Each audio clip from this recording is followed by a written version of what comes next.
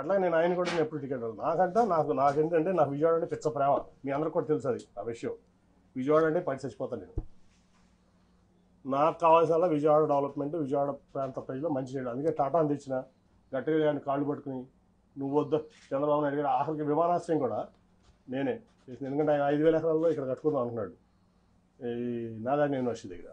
Sir అది అవ్వదు. తర్వాత ముందు ఒక మన మినిస్టర్ ఉన్నాడు సివిల్ ఏవియేషన్, సెంటర్ ఒప్పుకుంటుంది జైట్లీ గారు వాళ్ళు. అంటే నాకు సపోర్ట్ ఆ రోజు వెంకయ్యనాయుడు గారు, సుజనా చౌదరి గారు. లేకపోతే ఆ ఎయిర్పోర్ట్ కూడా ఉండేది కాదు. సో ఆయన మా విజయవాడకి నిజం చెప్తున్నా, మీరు ప్రెస్ కాబట్టి మీరు కూడా తీయండి. 2014 నుంచి 19 వరకు విజయవాడకి ఒక 100 కోట్ల రూపాయలు చంద్రబాబు నాయుడు గారు స్టేట్ గవర్నమెంట్ ఇచ్చింది చూపిస్తుంది. నేను తీసుకొచ్చిన సెంట్రల్ గవర్నమెంట్ ఇచ్చాను, ఇంక్లూడింగ్ టాటా ట్రస్ట్ కానీ ఏదన్నా కానీ. అరుణ్ గారికి తెలుసు టాటా ట్రస్ట్ ఎంత చేసాం మేము ప్రాంతంలో అన్ని విలేజెస్లో. అలాగే ఫ్లైఓవర్స్ కానీ ఏదన్నా కానీ అది నేను కేంద్రం నుంచి తెచ్చింది. ఆయన ఒక ఆయనకి విజయవాడ పట్ల చిత్తశుద్ధి లేదు. ఆయన ఏంటంటే షాజహాన్ తాజ్మహల్ కట్టాడు, నేను అమరావతి కట్టాను. షాజహాన్ తాజ్మహల్ కట్టాడు కదా, ఎవరు కట్టారు తాజ్మహల్ అంటే షాజహాన్.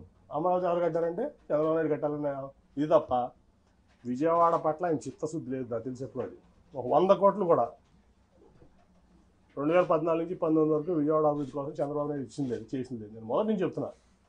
నేను ఆయన చెప్పేవాడిని, sir Vijayawada is a reality, Vijayawada is a reality.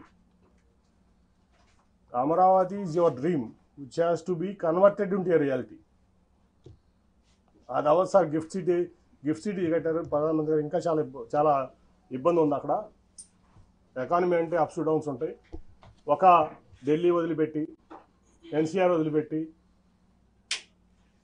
Ahmedabad వదిలిపెట్టి, బాంబే వదిలిపెట్టి, పూణే వదిలిపెట్టి, చెన్నై, బెంగళూరు, హైదరాబాద్, కోల్కతా వదిలిపెట్టి అమరావతి ఎందుకు వస్తారు సార్? ఎవరన్నా దేనికి వస్తారు?